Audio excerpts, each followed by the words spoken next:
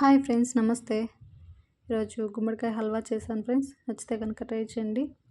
ఇలా గుమ్మడికాయని కట్ చేసుకొని చిన్న చిన్న ముక్కలుగా కట్ చేసుకొని ఇదంతా చెక్కు తీసుకొని ఫ్రెండ్స్, దానిపైన ఉన్నది చెక్కు తీసుకొని ఇదంతా చిన్న చిన్న ముక్కలుగా కట్ చేసుకోండి.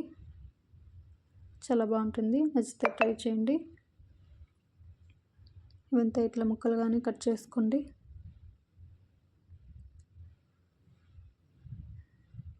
ఇవంతా ఇట్లా తీసుకొని ఒక ½ కిలో బెల్లం తీసుకున్నాను నేనైతే. ఒక కాయకి ఎక్కువ బెల్లం అయితే పట్టదు ఫ్రెండ్స్. ఇదైతే స్వీట్గానే ఉంటుంది కాబట్టి ఇవంతా బెల్లము ముక్కలు వేసుకొని ఒక 5 నిమిషాలు 10 నిమిషాలు మూత పెట్టేసేయండి. అందులో ఉన్న వాటర్ మొత్తం బయట వస్తుంది. బెల్లం కరిగిపోయి ఇట్లంతా వస్తుంది ఫ్రెండ్స్. ఆ వాటర్లోనే మెత్తగా ఉడికిపోతాయి. మనం వాటర్ ఏమీ యాడ్ చేయాల్సిన అవసరం లేదు.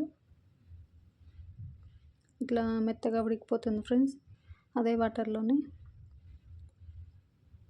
చాలా బాగుంటుంది. మంచి కలర్ వస్తుంది బాగా ఉడికిన తర్వాత. 1 కప్పు పచ్చి కొబ్బరి తురుము వేసుకున్నాను నేనైతే. నచ్చితే వేసుకోవచ్చు. తర్వాత పప్పు కట్టితో ఎనుపుకోండి ఫ్రెండ్స్, మీకు మెత్తగా కావాలంటే. ఇట్లంతా మెత్తగా చేసుకొని కొంచెం ఇలాచీ పౌడరు, నెయ్యి, జీడిపప్పు వేసుకున్నాను నేనైతే. ఇదంతా మిక్స్ చేసుకోండి బాగా. ఫైనల్గా కొంచెం ఉప్పు అయితే వేసుకున్నాను నేను, టేస్ట్ బాగుంటుందని. నచ్చితే ట్రై చేయండి. బాయ్.